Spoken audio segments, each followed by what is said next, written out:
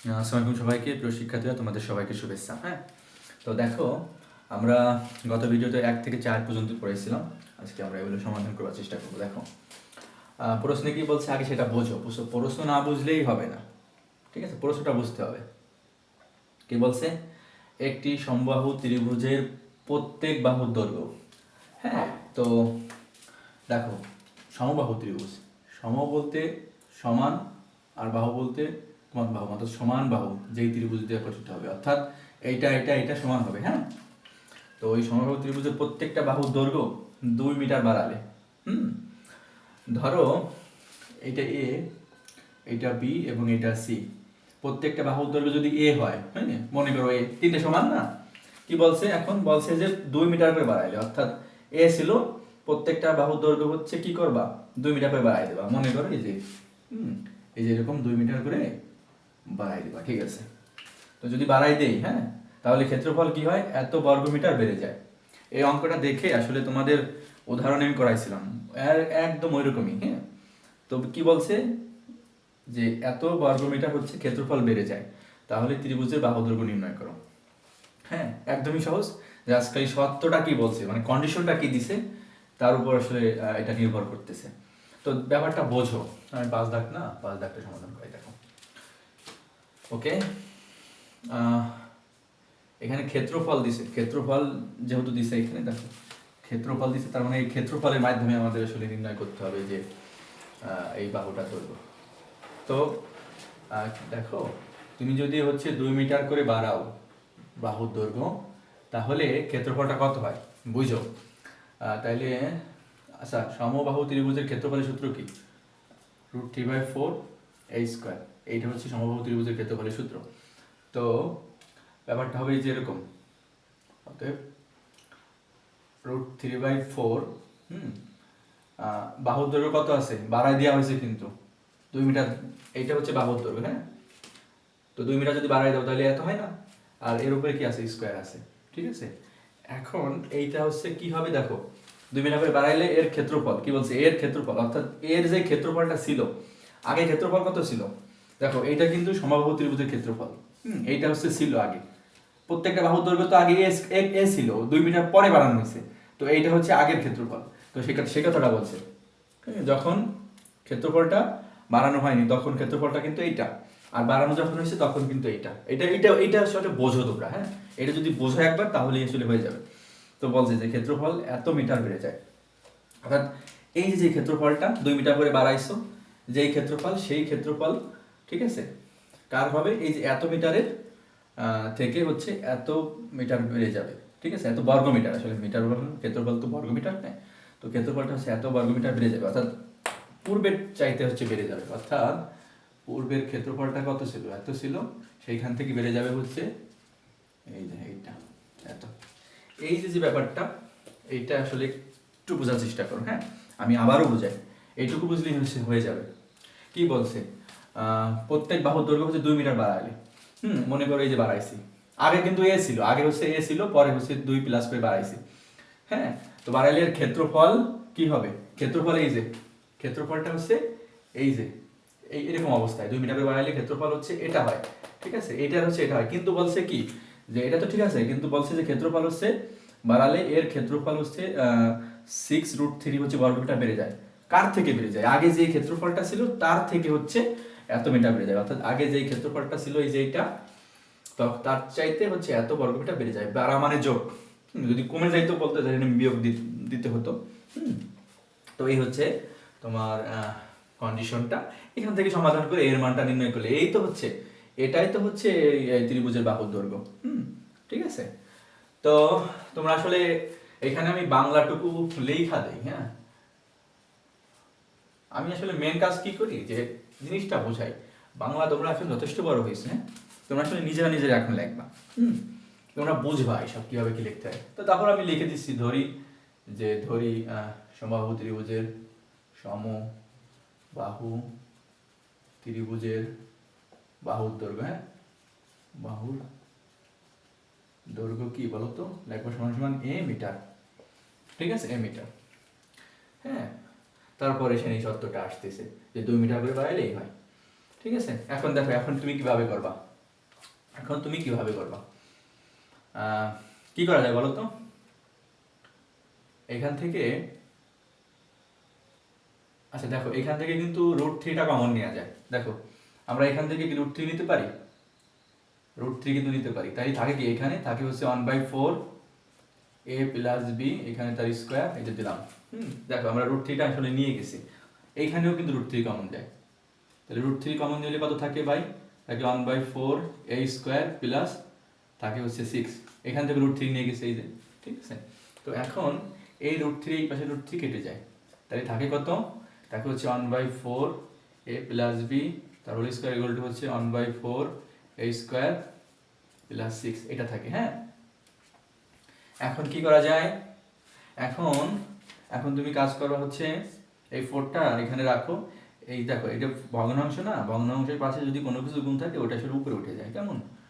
আর আসলে এটা এরকম ভাববা যে ব্যাপারটা হচ্ছে কি, এর নিচে তো মনে মনে 1 আছে। এখন গুণের কাজ কি? গুণের কাজ হচ্ছে লবে লবে গুণ হয়, তার মানে 1 এর সাথে এটা গুণ হয় আর এটির সাথে এটা গুণ হয়, হরে হরে। তো তোমার এটা 4, এটা 1, গুণ করলে 4 হয় আর ওইটির সাথে এটা গুণ করতে হয়। তো আমরা আসলে নিচে 1 যেহেতু থাকে, তো আমরা বলে দিই আসলে 1টা কাউন্ট করি না, এটির সাথে তার মানে 4 হয়েছে আর এইটা আসলে উপরে উঠে গেছে, তাহলে থাকে কত? এই যে এইটা, ঠিক আছে? এইটা এখানে চলে গেছে। তো সেম কাহিনী এখানে ঘটছে। মনে করো a²/4 প্লাস 6, ঠিক আছে? ওকে, এখানে যা আছে আমি সেটা রাইখে দিলাম,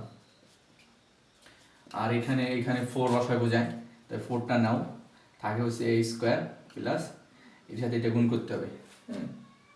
4 শক হচ্ছে 24।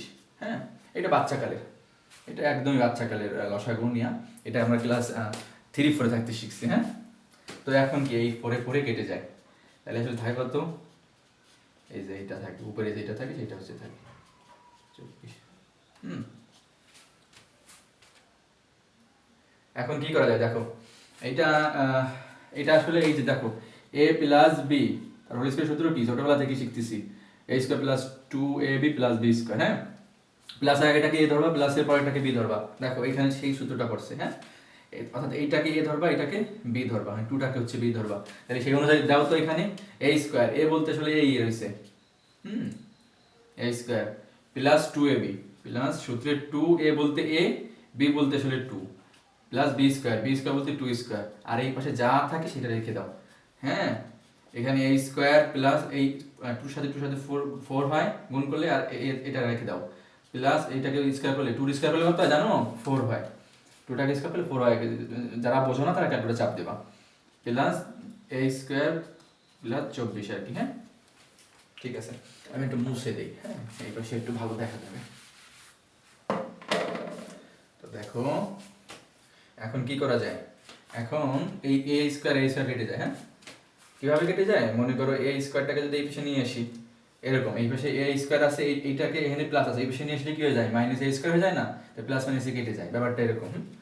তো তাহলে থাকে কত এই পাশে? দেখো এই পাশে থাকে হচ্ছে 4a প্লাস 4 ইকুয়াল টু হচ্ছে এখানে 24, ঠিক আছে? তাহলে 4a ইকুয়াল টু, দেখো এখানে 24, তো এই পাশে প্লাস 4 আসে, ওই পাশে কি গেলি -4 হয়ে যায়। হ্যাঁ, এখন এখানে 4a ইকুয়াল টু 24 - 4, তাহলে হচ্ছে 20 আসে। এবং এর মান তো আমাদের নির্ণয় করতে হবে, এটার সাথে কি আছে? গুণ আছে 4টা। হ্যাঁ, তো এই 4টার বিষয়ে আমরা ভাগ আকারে নিয়ে যাব, গুণ থাকলে কি হয়ে যায়? ভাগ হয়ে যায়। তাহলে 20 সাথে যদি 4 হচ্ছে তুমি ভাগ করো 5 হয়, কেমন? তো বাচ্চারা, ত্রিভুজের বাহুর দৈর্ঘ্য কত? এই যে এ হচ্ছে আমরা ধরছিলাম, তো এর মান আমরা কত পেয়েছি ভাই? 5 পেয়েছি। তো এভাবেই নির্ণয় করতে হবে। হ্যাঁ, এটা উদাহরণের সাথে মিলে যায়, উদাহরণ করাইছিলাম সেরকমই অঙ্ক। তো একটু মনোযোগ সহকারে তোমরা নোট করবা। 6 দাগটা দেখো, একটি ত্রিভুজের বাহুর দৈর্ঘ্য হচ্ছে, মানে দুইটি বাহুর দৈর্ঘ্য। হ্যাঁ, দুইটি বাহুর দৈর্ঘ্য হচ্ছে যথাক্রমে হচ্ছে এত এবং এত, এবং ক্ষেত্রফলটা এটা দেওয়া রয়েছে। তাইলে বলছে যে বাহুদ্বয়ের অন্তর্ভুক্ত কোণ নির্ণয় করো। আচ্ছা ঠিক আছে, সমস্যা নাই। দেখো মনে করো এই যে একটা ত্রিভুজ, এটা আমি চিহ্নিত করলাম ABC দ্বারা। এখন বলছে দুইটি বাহুর দৈর্ঘ্য, এটা যদি 26 হয়, মনে করো এটা আমি এইটা ধরলাম 26, আর একটা হচ্ছে কত? এটা কি 24 না 28? আচ্ছা ইংরেজিতে যদি লিখতেছি, তার মানে 28 28, ঠিক আছে?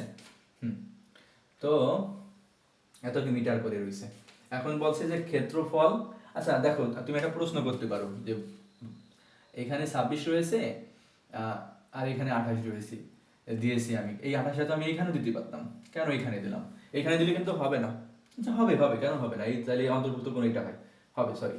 তো ব্যাপারটা হচ্ছে কি, বাহুদ্বয়ের অন্তর্ভুক্ত কোণ, এই যে দুইটা বাহু, এই যে আরেকটা বাহু, তাই না, এর অন্তর্ভুক্ত কোণ হচ্ছে এই যে এইটা। তুমি যদি 24টা এইখানে দিতাম, 24 না তো এটা 28 আর কি, তাহলে অন্তর্ভুক্ত কোণটা এটা হইতো, ঠিক আছে? তুমি যেইটাই দাও সমস্যা নেই, ঠিক আছে, সমস্যা নেই। তো ক্ষেত্রফল এখন দেখো, এখন বলছে ক্ষেত্রফল যদি হচ্ছে এত বর্গমিটার হয় তাহলে বাহুদের হচ্ছে অন্তর্ভুক্ত কোণ নির্ণয় করো, অর্থাৎ এই কোণটা নির্ণয় করতে বলছে, হ্যাঁ কোণটা নির্ণয় করতে বলছে। তো আমরা আসলে একটু প্রথমে ধরে নিব, ধরি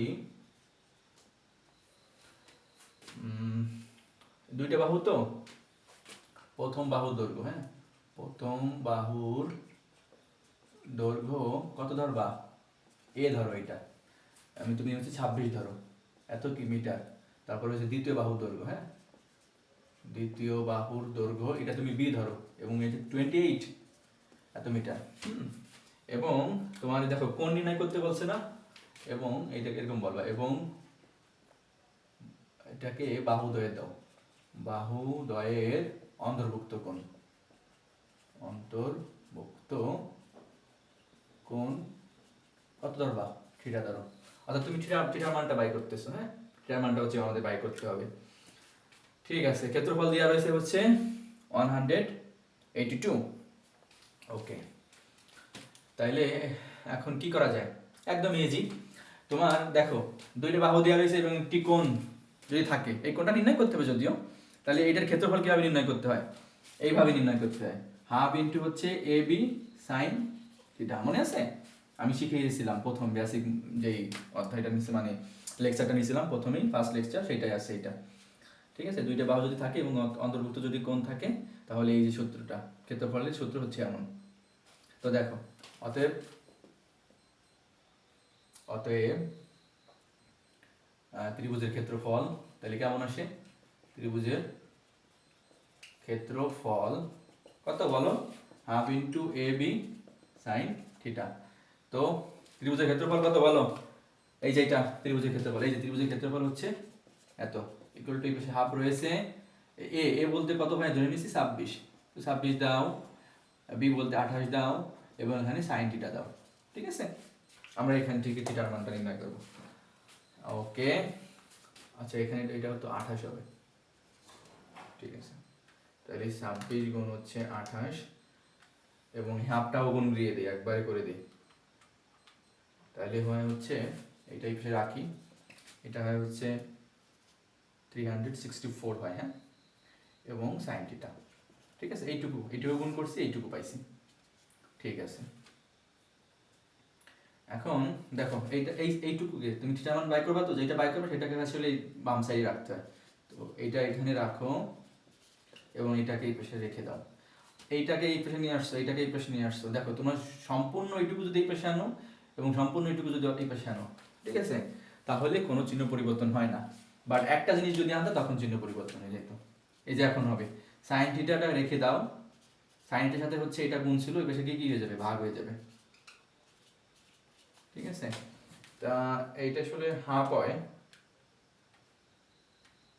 ঠিক আছে, হ্যাঁ, তো সাইন থিটা এগুলো এটা এই পাশে কত হয়, এটা ভাগ করো, হাফ হয়, ঠিক আছে। এখন এখন মজার একটা বিষয় বলি, এইটা ত্রিকোণমিতির তোমরা কোণের মান নির্ণয় শিখছো না, সেগুলো জানা লাগবে বাচ্চারা। তো দেখো এখন এইখান থেকে থিটার মানটা নির্ণয় করতে গেলে এখানে সাইন আছে, তো তার মানে সাইন কত ডিগ্রির মান, হাফ, সাইন কত ডিগ্রির মান হাফ তোমাদের জানা লাগবে। তো এই পাশে সাইন থিটা ছিল, আমি বলে দিচ্ছি তোমরা কিন্তু এগুলো মুখস্থ করবা, যদিও অনেক টেকনিক আছে নির্ণয় করার, তবে মুখস্থ করাই উত্তম, ঠিক আছে। সাইন থিটা ইকুয়াল টু তোমার হচ্ছে, আচ্ছা এখানে সাইন হচ্ছে 30 ডিগ্রির মান, হ্যাঁ হাফ, সাইন 30 ডিগ্রি মান হচ্ছে হাফ, তাই এই পাশে সাইন কেটে যায়, তাহলে থিটা ইকুয়াল থাকে কত ভাই, 30 ডিগ্রি। তো এইটাই হচ্ছে তোমার অন্তর্ভুক্ত কোণের মান, ঠিক আছে। তো যেটা বললাম, আচ্ছা প্রথমে বলি যে মুখস্থ বলতে কি, কোনো কিছু মুখস্থ ভালো না, তবে কিভাবে আসে এইগুলো জেনে নিতে হবে, তারপরে তোমার হচ্ছে মুখস্থ করতে হবে, ঠিক আছে? একবারে মুখস্থ করে ফেললাম না যাই নি, তাইলে তো হবে না। মুখস্থ ভালো না, ডাইরেক্ট মুখস্থ করা ভালো না, বুঝে বুঝে মুখস্থ করতেই হয় লাস্টে, তাই না? ঠিক আছে, 7 দেখো কি বলছে। একটি সমদ্বিবাহু ত্রিভুজের সমান সমান বাহুর দৈর্ঘ্য হচ্ছে 10 মিটার। আচ্ছা, সমদ্বিবাহু ত্রিভুজটা কি? এই যে একটা সমদ্বিবাহু ত্রিভুজ মনে করো, এ বি সি, মনে করো এইটা আর এটা সমান সমান বাহু। সমদ্বি বলতে কি? সম বলতে সমান, দ্বি বলতে দুই, অর্থাৎ দুইটা সমান সমান বাহু রয়েছে, মনে করো এইটা আর এইটা, ঠিক আছে? এবং এইগুলোর দৈর্ঘ্য কত বলছে ভাই? 10 বলছে, অর্থাৎ এইটা আর এটা মনে করো ধরো। এবং এরপরে বলছে ক্ষেত্রফল যদি কত হয়, এত হয়, তাহলে ভূমির দৈর্ঘ্য নির্ণয় করো, অর্থাৎ এই যে এইটার মান আমাদের নির্ণয় করতে বলছে।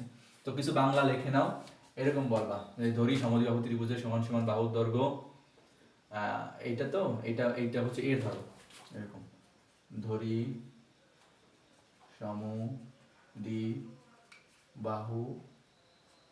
সমদ্বিবাহু ত্রিভুজের, হ্যাঁ, ত্রিভুজের সমান সমান বাহুর দৈর্ঘ্য, হ্যাঁ, বাহুর দৈর্ঘ্য এ ইকুয়াল টু কত ধরো? 10 ধরো, হ্যাঁ, যেহেতু দুটোই সমান এই কারণে এ ইকুয়াল টু 10 ধরলাম। এত কি মিটার নাকি? হ্যাঁ, মিটার।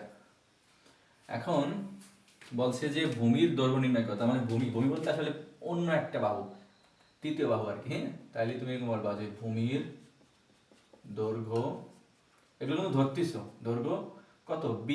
বি ধরতেছো, বি ইকুয়াল টু হট, অর্থাৎ বি ইকুয়াল টু কি আমরা সেটা হচ্ছে বের করবো, হ্যাঁ। আচ্ছা, তো সমদ্বিবাহু ত্রিভুজের ক্ষেত্রফল, এখানে ক্ষেত্রফলের সাহায্যে আসলে এই বাহুটার দৈর্ঘ্য নির্ণয় করবানি। খুব চমৎকার অঙ্ক। ক্ষেত্রফল কেমন?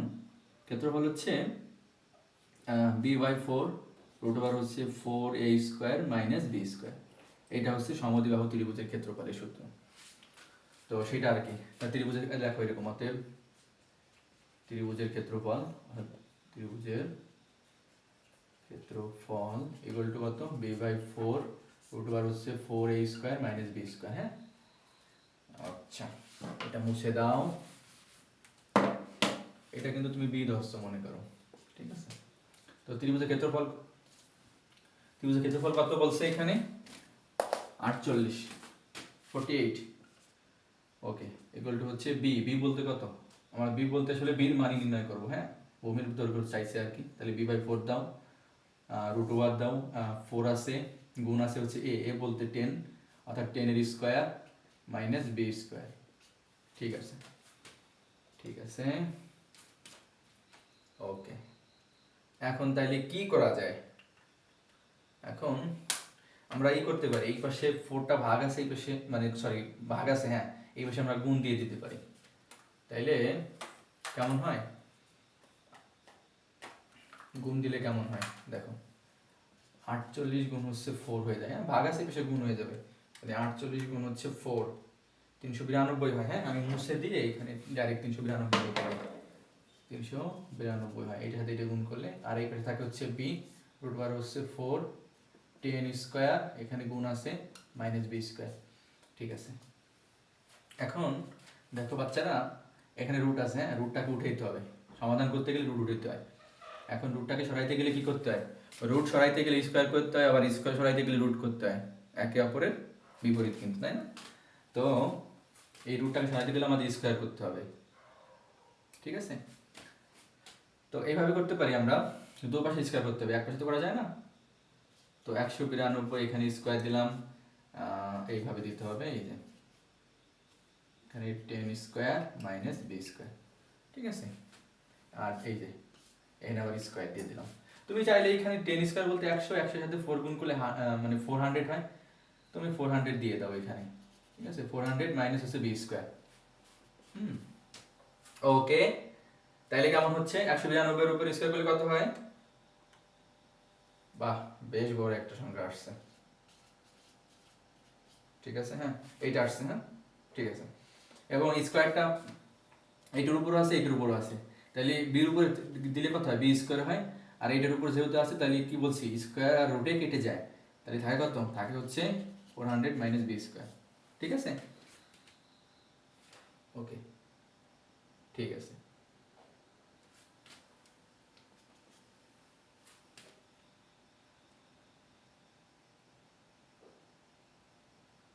ঠিক আছে। এখন তাহলে কি করা যায়?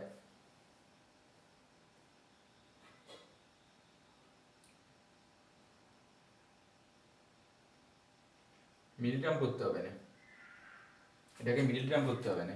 দেখো কি করে, এরকম করতে হবে, এটা থাকলো এই বির সাথে এটা গুণ করে দাও। এটা তাহলে বির সাথে গুণ করলে কত হয়? 400 B square minus B to the power 4 হয়, ঠিক আছে। আচ্ছা ঠিক আছে, তাহলে এখন এটাকে কি করা যায়? সব এক সাইডে নিয়ে আসো, মিল টার্মের নিয়ম কি সব এক সাইডে নিয়ে আসতে হয়, আর এক পাশে জিরো থাকে। তো এইগুলোকে সব যদি এক পাশে নিয়ে আসো, এই পাশে কি আছে বলো? এই পাশে হচ্ছে বি পাওয়ার 4 আছে, তাহলে এই পাশে কি হয়ে যায়? প্লাস বি পাওয়ার 4, মানে এখানে মাইনাস আছে, এই পাশে প্লাস হয়ে গেল। এবং এখানে কি আছে? এখানে প্লাস আছে, এই পাশে আসলে মাইনাস হয়ে যায়, এই যে মাইনাস বি স্কোয়ার। আর এইটা হচ্ছে আমরা তো সব এই পাশে নিয়ে আসতেছি, এইটা তো এই পাশে থাকবে, তার মানে এখানে প্লাস হলে এখানে প্লাসই থাকে, ব্যাপারটা বুঝিও। আর এই পাশে এগুলো তো জিরো, আমরা এইগুলোটা কি করছি? এই সাইডে নিয়ে আসছি, হ্যাঁ। আর এইটা এই সাইডে রয়ে গেছে, এখানে প্লাস তাই বলে প্লাস রয়েছে, এখানে মাইনাস হলে আসলে কি প্লাস হয়ে যায়, এখানে প্লাস হলে মাইনাস হয়ে গেছে। তো এইটা আসছে, এখন এইটা সমাধান করে আমরা বের মান নির্ণয় করব। এটা বের মান নির্ণয় করব। তো জায়গা কম হয়ে যাচ্ছে না?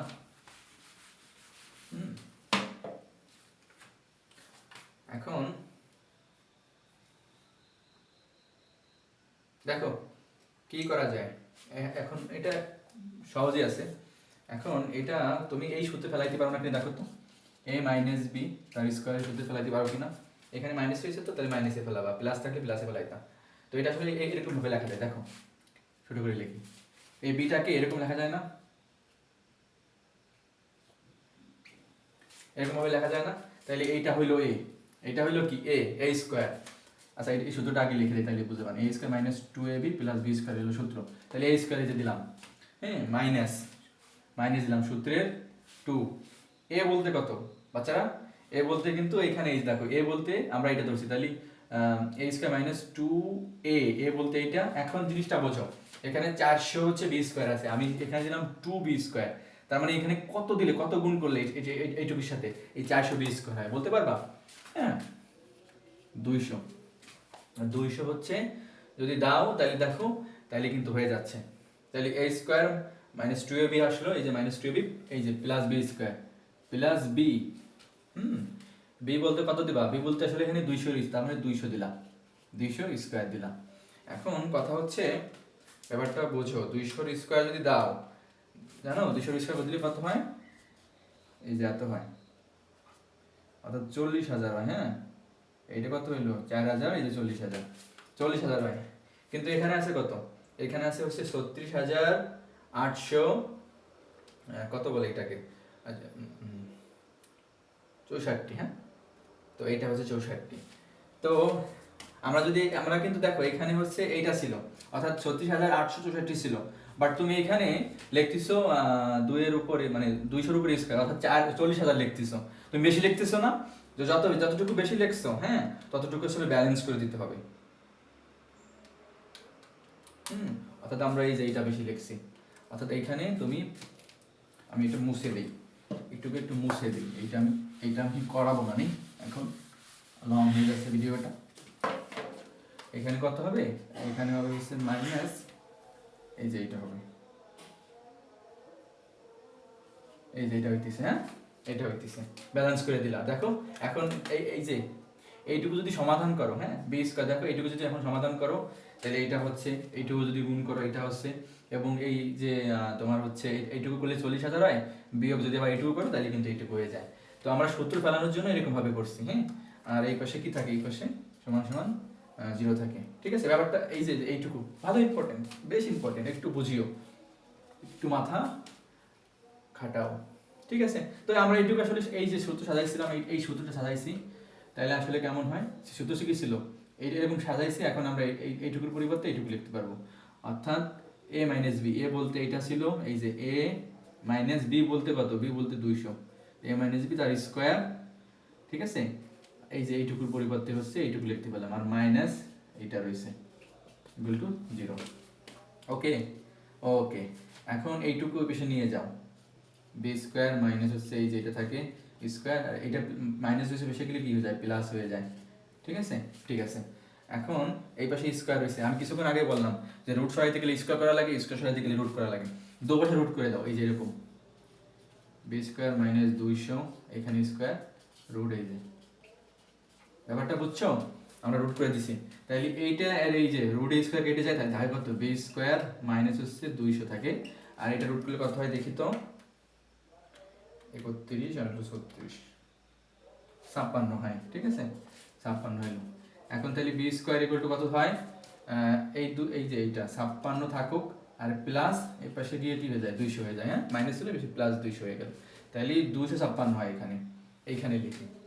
তাহলে বি স্কোয়ার ইকুয়াল টু হচ্ছে 256।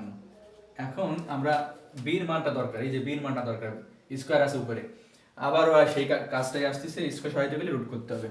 তো ব্যাপারটা হচ্ছে এই যে এরকম 256, অর্থাৎ রুট স্কোয়ার কেটে যায়, বি থাকে 256 যদি করি 16 হয়। বেশ ভালো অঙ্ক এইটা ছিল। হ্যাঁ, 16 মিটার, 16 মিটার, এটা কিন্তু মিটার হবে, একটু লিখে নিও। তো বাচ্চারা খুব ভালো অঙ্ক, একটু জটিল লাগতে পারে অনেকের কাছে, বাট বুঝে বুঝে করলে খুব সহজই মনে হবে আমার কাছে যতদূর ধারণা। ঠিক আছে, তো ঠিক আছে বাচ্চারা, পরবর্তী লেকচারে দেখা হচ্ছে।